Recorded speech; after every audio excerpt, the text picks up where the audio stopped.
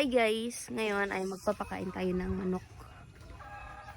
So, kakaunti lang itlog nila ngayon. Kakaunti yung egg nila kasi nga kahapon nag-harvest na. So, ayan. So, mamayang hapon pa ito dadami. Pakainin natin sila ng kanilang breakfast. Ito ang pagkain nila.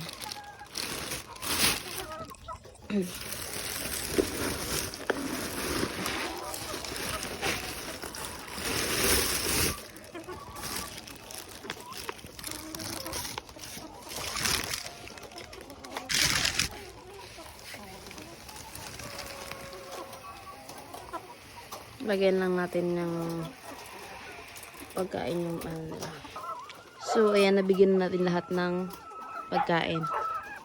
Kakaunti lang yung egg nila ngayon kasi nga kahapon nag-harvest na. So, titingnan natin mamayang hapon kung dadami yung egg nila.